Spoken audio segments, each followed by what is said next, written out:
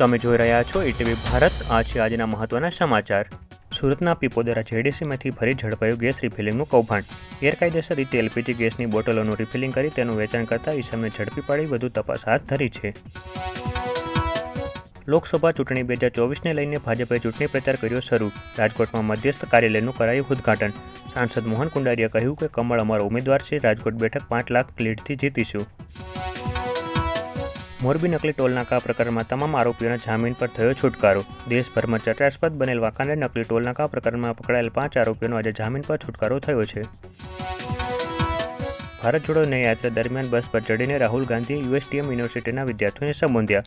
ભારત જોડો ન્યાયયાત્રા હાલ આસામમાં છે, જે અંતર્ગત આજે સવારે રાહુલ ગાંધી આસામ મેઘાલય સરહદ પર USTM યુનિવર્સિટીના વિદ્યાર્થીઓને સંબોધ્યા હતા। ભાજપના રાષ્ટ્રીય અધ્યક્ષ JP નડ્ડા ગુજરાતના પ્રવાસીએ ભાજપના મિશન 2024નો કરાયો શુભારંભ। JP નડ્ડાનું અમદાવાદ એરપોર્ટ પર સ્વાગત કરવા માટે ભાજપના અગ્રણી નેતાઓ સહિત મોટી સંખ્યામાં કાર્યકર્તાઓ જોડાયા હતા।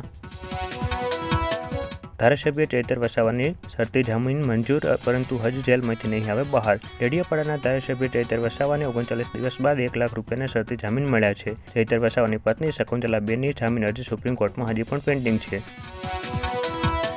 શુભમન ગિલની બહેન શહેનાઝ ગિલ અને સારા તેંડુલકર કારમાં સાથે જોવા મળ્યા। શુભમન ગિલ અને સારા તેંડુલકર વચ્ચેના સંબંધોને લઈને ઘણીવાર ચર્ચા થતી રહે છે। સારા અને શહેનાઝને સાથે જોઈને આ ચર્ચાએ વધુ વેગ પકડ્યો હતો।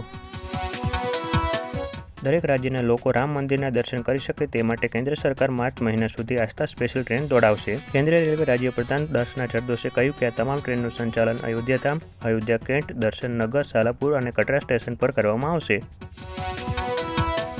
દાહોદમાં 104 ઘરફોડ ચોરીના આરોપીઓને LCBએ ઝડપી પાડ્યા। દાહોદ LCB પોલીસે રાજ્ય આંતરરાજ્યમાં 104 જેટલી ઘરફોડ ચોરી અન્ય કેસમાં વોન્ટેડ જાહેર થનારને પકડીને કાયદેસરની કાર્યવાહી હાથ ધરી છે।